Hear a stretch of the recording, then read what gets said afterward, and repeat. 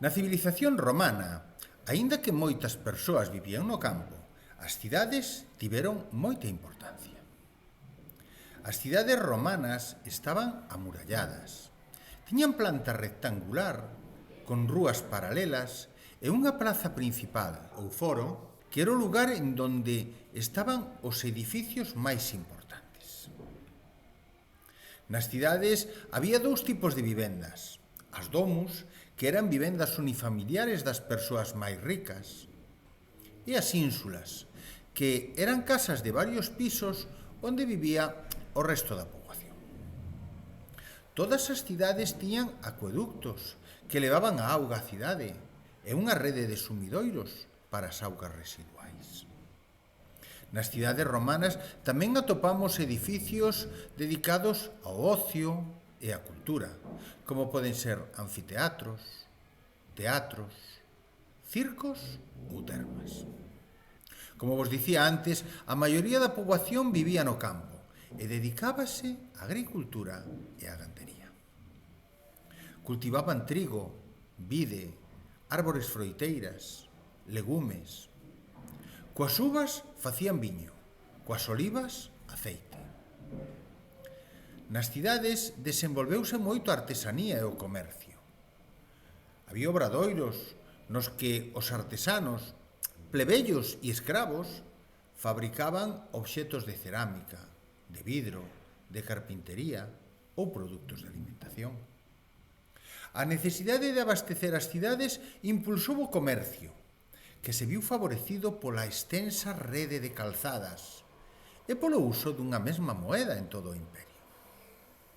Durante os séculos que os romanos estiveron en Hispania, construíron numerosos edificios. Adornábanos con esculturas, decoraban as paredes con pinturas e cubrían os chans con mosaicos, que realizaban con pequenas pezas de cores chamadas teselas. Se falamos das crenzas religiosas dos romanos, temos que dicir que os romanos, nun principio, eran politeístas. É dicir, adoraban a moitos deuses, aos que se lle rendía culto privado nas casas ou culto público nos templos. Os deuses principais eran Xúpiter, Xuno e Minerva. O emperador de Roma tamén era considerado como un deus. Pero no século I despois de Cristo naceu unha nova religión, o cristianismo, que se estendeu rapidamente por todo o imperio. Esta religión proclama a existencia dun só Deus e a igualdade de todas as persoas. Ao principio, as persoas cristiás eran perseguidas, pero co paso do tempo o cristianismo converteuse na religión de todo o imperio romano. Despois da invasión romana de Hispania, a forma de vida dos habitantes foi adaptándose ás costumes dos romanos.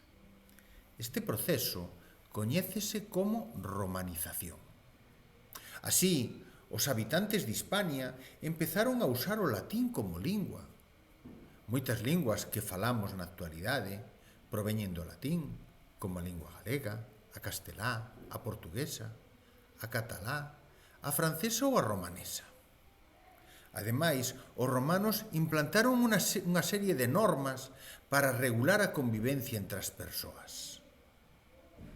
Estas normas coñécense como dereito romano, que é a base das nosas leis actuais. Os romanos tamén trouxeron innovacións agrícolas, como técnicas de rega, utilización do arado e introdución de novos cultivos como a vide e a oliveira. Tamén deixaron grandes construcións públicas, como pontes, acueductos para a condución de auga, calzadas, teatros e outras moitas.